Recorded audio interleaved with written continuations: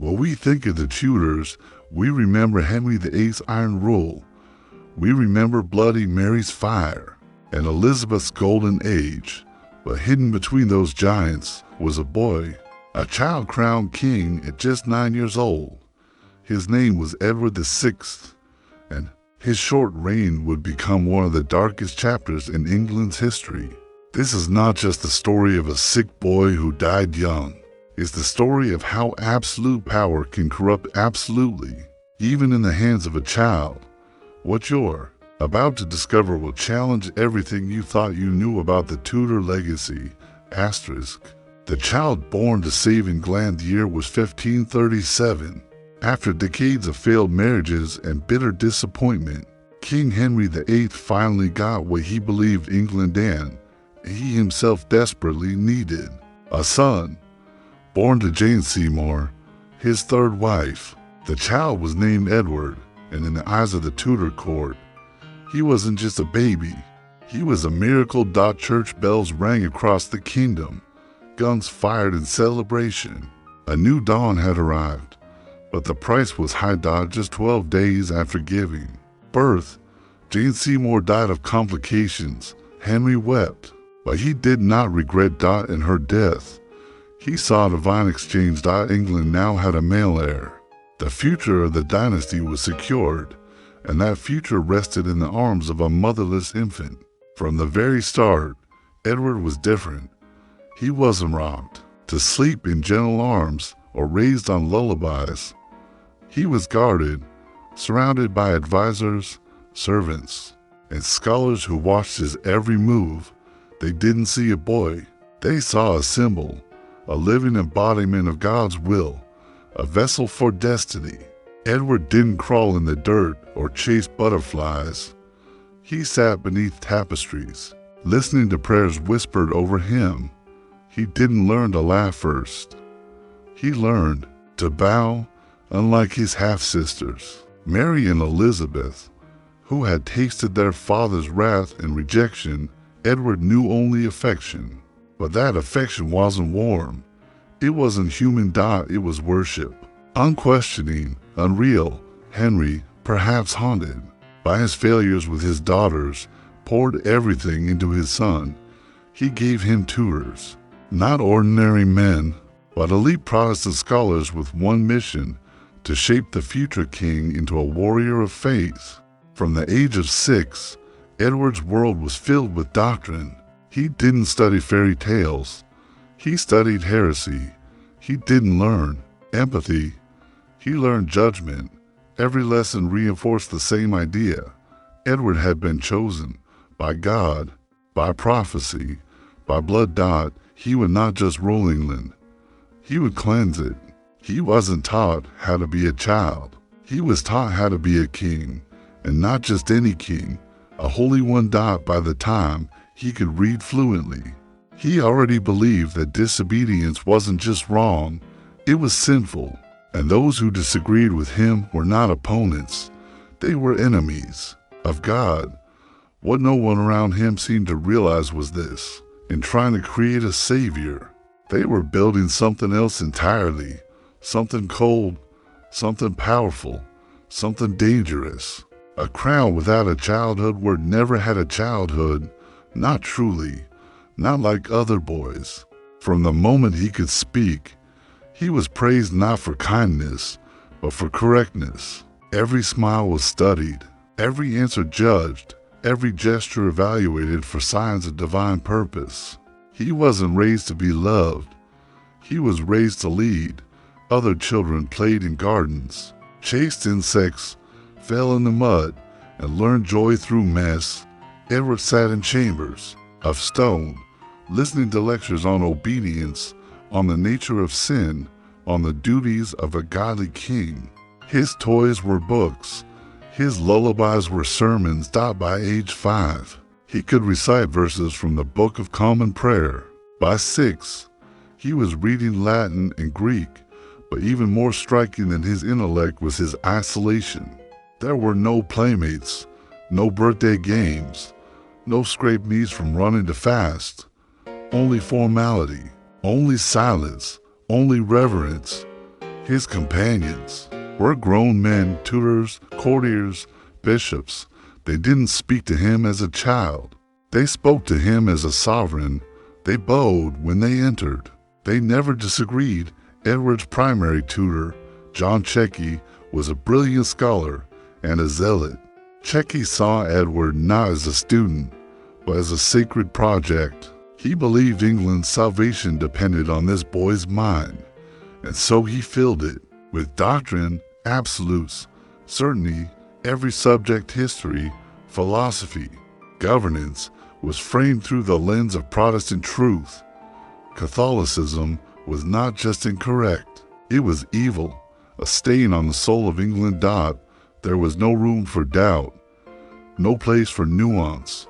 Edward was taught not to tolerate disagreement, but to destroy it, and he learned well. By age 8, he could argue theological positions that baffled grown men. He debated with confidence. He corrected bishops. He quoted scripture like a sword. But what he never learned was empathy.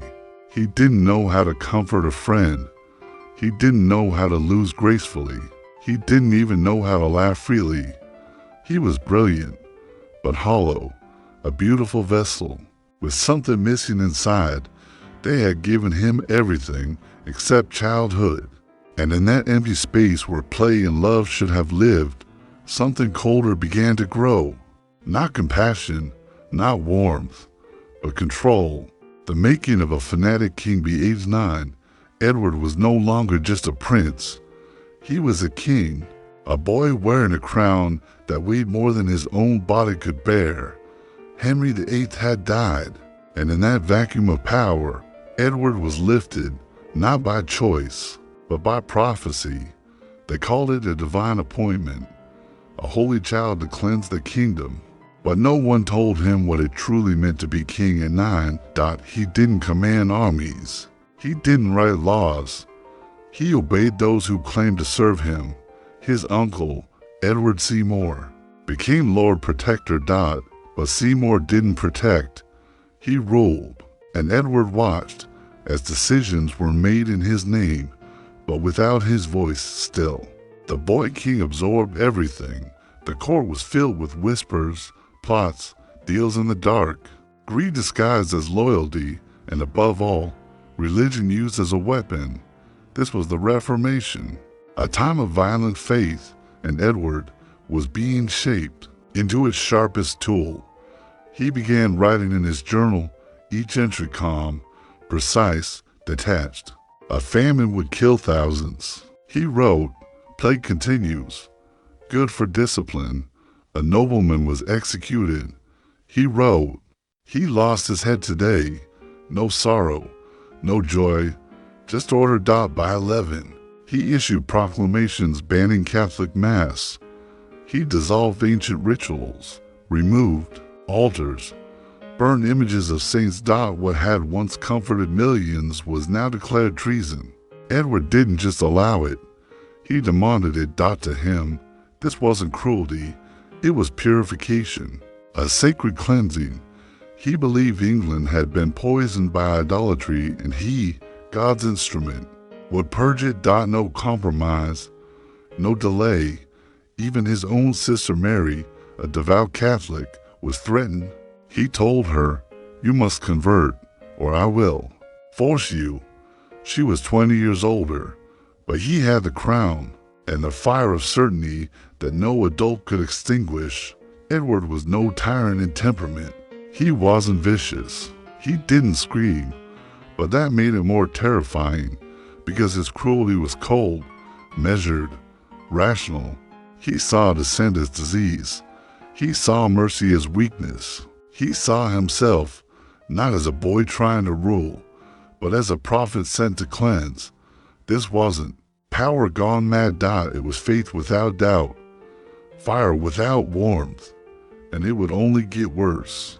The sick child and the desperate plan Edward was only 14, but his body was unraveling. He had always been fragile, thin, pale, often ill, but this was different. There were fevers that lingered, coughs that tore through his chest. nights where he couldn't breathe. Doctors tried everything, herbs, leeches, bloodletting, even crushed pearls in honeyed wine. Nothing worked out. By early 1553, he couldn't walk without support. His skin looked translucent, his voice barely a whisper. But no one dared say it aloud, not to his face, not to the boy who wore the crown. He still held audiences, still read state papers, still tried to appear like England's king. But behind the curtain, the Privy Council panicked. They saw what was coming, and it terrified them. Edward had no heir. He had never married. He had no sons, no brothers, only the half-sisters, Mary Catholic, Elizabeth Protestant, but suspect to the reformers, Mary was a nightmare. If she took the throne, she could undo everything, restore the Pope, burn the Bible in English, reinstate the monasteries. Edward knew it to die, and so, despite the pain, despite the weakness, he acted. He summoned legal scholars, ordered them to draft my device for the succession. He named Lady Jane Grey, his Protestant cousin, as England's next queen. Jane was bright, bookish, devout. She had been raised by tutors who taught her Latin, Greek, theology. She could recite the Psalms from memory. She had no desire for power, but Edward saw her as the last hope. He believed God would favor this, that England would be spared. But it wasn't that simple. Mary, by law and blood, was the rightful heir. Changing the line of succession was treason, even for a king. Edward's counselors hesitated, but the Duke of Northumberland, England's most powerful man, pushed them. He had married his son to Lady Jane. If she became queen, he became the true ruler. So he whispered to Edward, "For England's soul, your majesty, Jane must reign." Edward, emaciated and breathless, nodded. One by one, nobles were summoned. They signed the device, some out of loyalty, some out of fear, some dreaming of titles. Edward watched it all, from a bed, soaked in sweat, his lips cracked, his fingers twitching. Still, he asked each day, has Jane agreed? Has Mary accepted this? Do the people know? No one gave him the full truth. Jane had cried when she heard. She didn't want to be queen. She said, God made me a woman, not a ruler. But her father insisted. Northumberland insisted, and Edward insisted. So she said yes. But Edward wouldn't live to see it. By July 1st, he could no longer speak clearly. His hands were curled inward. He coughed blood. He called out for his tutors, for God, for England. On July 6, 1553, the child king took his final breath. No grand farewell, no procession of mourners, just a boy dying alone, clinging to a hope he would never witness. England mourned, but quietly. There had been so many deaths, so many kings, but in secret, the real game began. Lady Jane Grey would be queen, but not by God's will, not by Parliament, not by popular support, only by the desperate breath of a dying boy. And that breath would soon ignite a political firestorm that no one could control. 9 days of innocence didn't want it. She never asked for it.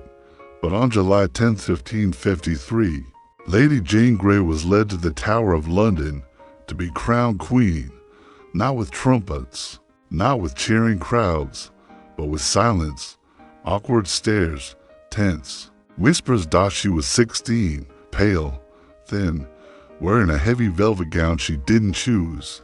As she stepped from the barge, her hands trembled, not from power, from fear.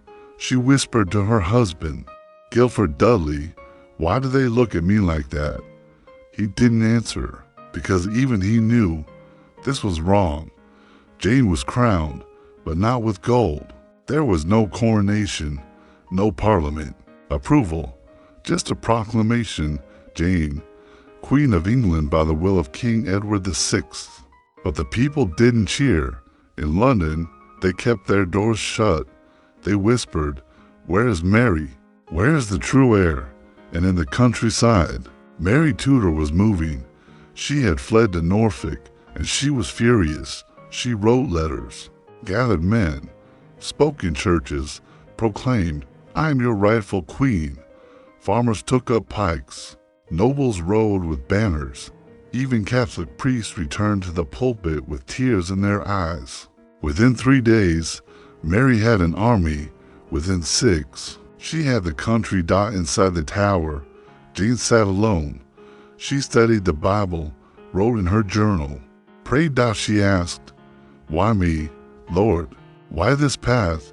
She had no answers. Outside her chamber, men argued. The Privy Council panicked. One by one, they deserted her. The Duke of Northumberland, who placed her on the throne, was arrested.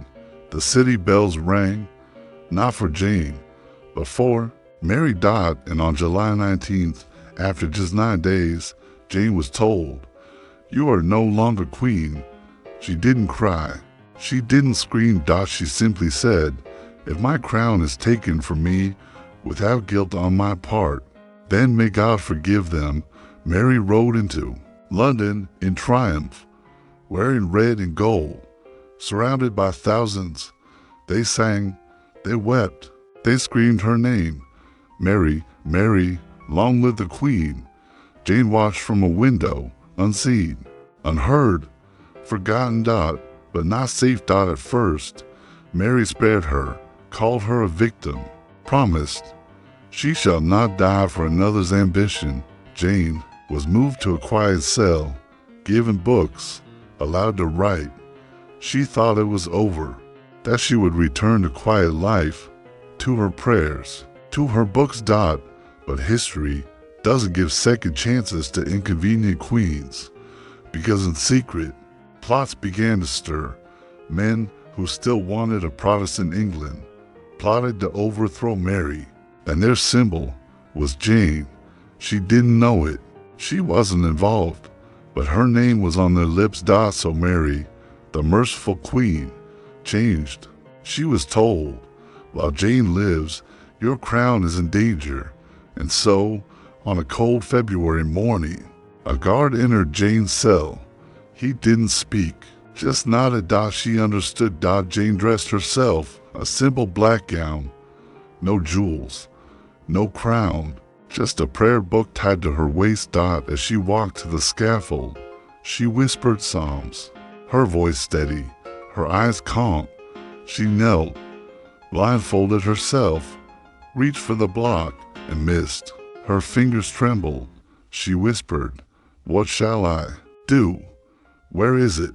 A voice guided her hand, and then the axe fell. Lady Jane Grey, queen for 9 days, was gone. History called her a usurper, a puppet, a tragic child, but to those who knew her, she was just Jane, the girl who never wanted a crown, the girl who died for someone else's dream. And in her silence, she became England's quietest martyr. The Queen turns red when the axe fell on Jane Grey. Something broke in Mary. She had promised mercy. She had whispered prayers. She had once said, "I shall be a mother to my people." But now, they called her queen, and in that crown was fire. Mary, Tudor, daughter of Catherine of Aragon, had waited her whole life for this, to be seen, to be heard, to be queen. And now she was. But it wasn't enough. She looked across her court and saw Protestants, whispers, rebellion, people who once called her bastard, people who denied her mother's marriage, people who took England from Rome. She would take it back. She would take all of it back. Her confessor whispered, "God placed you on the throne to restore his church." And so, Mary obeyed. She banned English Bibles, restored Latin Mass, brought back Catholic bishops long driven out. And then, she went further. She reinstated the Heresy Acts. Suddenly, being Protestant was no longer just dangerous, it was treason. the prisons fill. Men of faith, scholars, pastors, even farmers were dragged into cells beneath Westminster. And in 1555, Mary lit the first pyre dot. It began in Smithfield. The bishops, Nicholas Ridley and Hugh Latimer, stood chained before a jeering crowd. As the flames rose, Latimer shouted, "Be of good comfort, Master Ridley, and play the man. We shall this day light such a candle, by God's grace, in England as I trust shall never be put out." The fire swallowed his voice, but the word survived over the next 3 years. Mary burned over 180 people. Old women, young mothers, blind men, even children barely in their teens.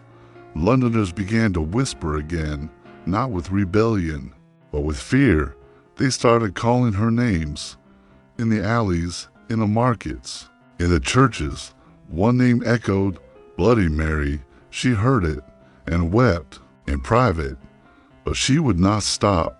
She believed it was her duty to save souls, to cleanse the nation, to undo what her brother did. And in the middle of this fire, she made a choice that would seal her legacy. She married not an Englishman, not a gentle noble, but Philip of Spain, son of Charles V, the most powerful Catholic monarch in Europe. England was horrified. They feared Spanish rule. They feared the Inquisition. They feared losing what little they still called theirs. But Mary didn't care. She loved him, or thought she did. Philip was cold, distant, dutiful. He saw Mary as a political contract. Still, she hoped, prayed, dreamed of a child, a Catholic heir to secure her throne forever. And then, a miracle. Her belly swelled. She felt ill. Her ladies smiled. The court rejoiced. A prince is coming. They prepared the nursery, ordered silver rattles, wrote sermons for the christening. But months passed. No baby, no movement, no cries, just swelling and silence. It was a false pregnancy. Mary collapsed. Her body betrayed her. Her husband left for Spain. He never returned, and with each passing day, Mary faded. She became pale, withdrawn. Her eyes lost their light. The fire still burned, but not in her. It burned only in the squares, where people screamed and history watched. In November 1558, Mary Tudor died at 42, alone. She whispered one last hope. They will bury me beside my mother. They didn't. Instead, she was buried in Westminster Abbey.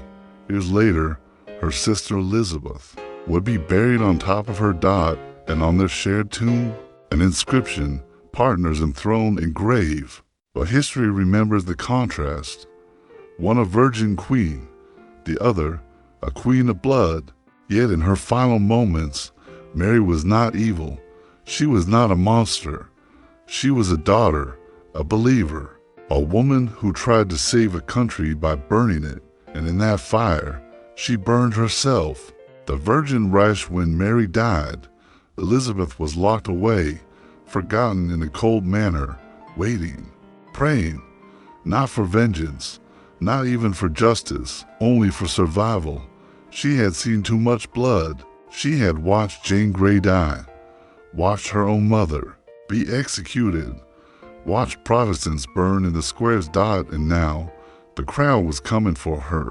The moment Mary's breath left her, a rider thundered through the November mud, bringing the message, the Queen is dead. Long live the Queen. Elizabeth didn't cheer. She fell to her knees beneath the great oak tree and whispered in Latin, "This is the Lord's doing. It is marvelous in our eyes." And so it began. She rode to London, her red hair loose in the wind, her face unreadable, but her mind sharper than ever. She had learned from her father how power could charm and kill, from her stepmothers, how beauty could protect and destroy, from Mary, how belief could burn a nation. Elizabeth chose a different path. She entered Westminster not with fire, but with silence. She did not reverse Mary's laws immediately. She waited, watched, calculated. Then, like a master player on a vast chessboard, she moved. She brought back the English Bible, but kept the Latin prayer books for the nobles. She declared herself supreme governor of the church, not head, so she wouldn't offend the bishops or God. She released prisoners quietly, welcomed back exiles discreetly, and with every decision, she built a careful balance between the Englands, Catholic and Protestant. They called it the Elizabethan settlement. It was compromise disguised as faith. But her true genius was in what she did not do, she did. Not marry. Ambassadors flooded her court, French dukes, Spanish princes, Austrian lords, all hoping to place a crown beside hers.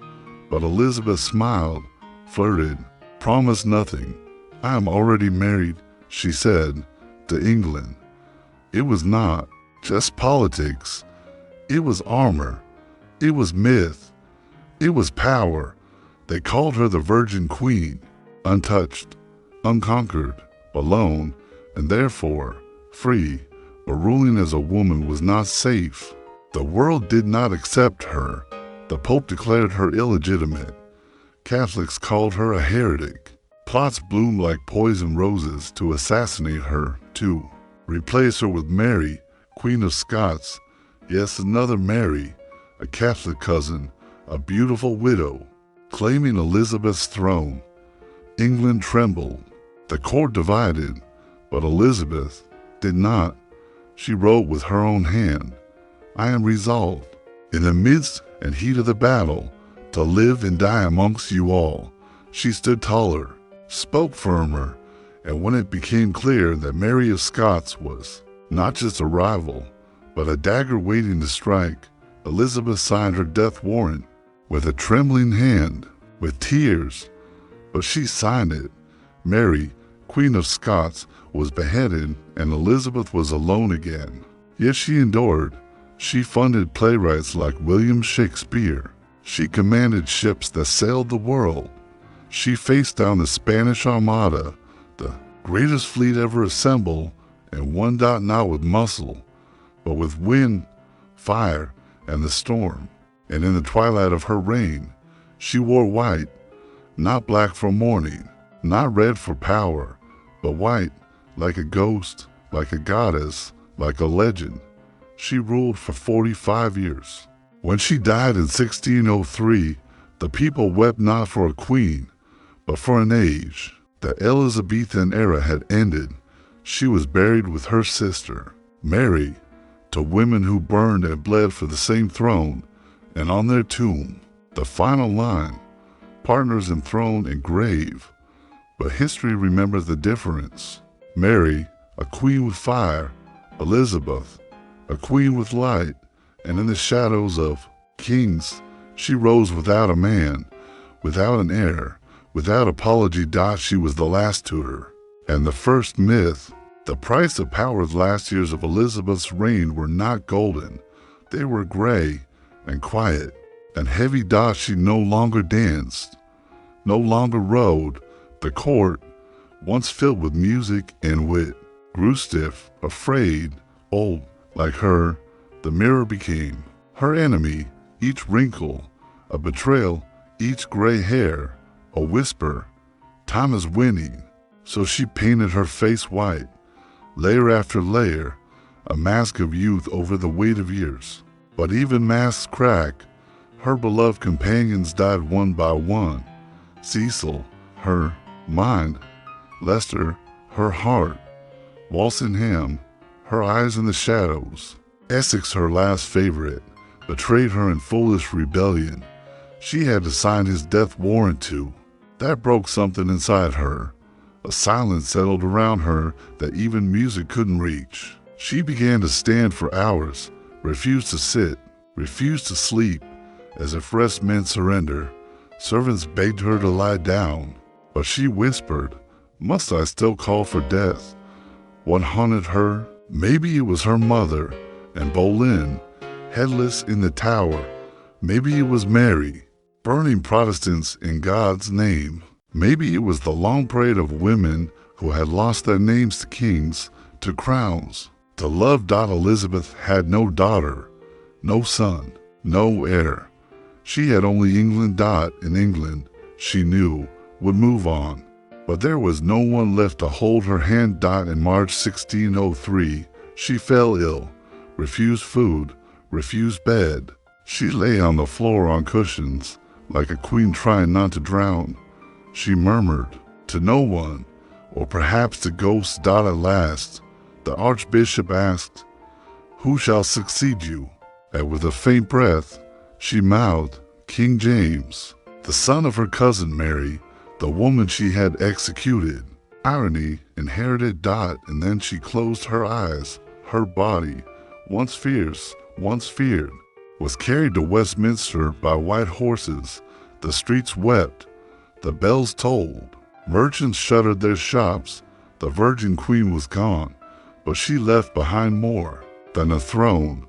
She left a myth, a woman who ruled without a man, who balanced the nation on a dagger's edge, who turned her own loneliness into strength. No husband, no children, no dynasty, yet they called her Gloriana, the fairy queen, the light of Albion. Even Shakespeare, in his final lines for her, wrote, "She shall be to all posterity a pattern of a prince." What was the cost? Everything. She gave her love to a crown, her heart to a country, her youth to survival, her old age to legend. She died as she lived, alone, unbent, undefeated. The curtains fell, the Tudor line ended, and a new chapter began in shadows. But long after kings rose and fell, after revolutions and wars, after centuries blurred her image, she remained, a flame on old coins, a whisper in old poems, a figure in white, walking the halls of history. Still watching, still waiting, still queen.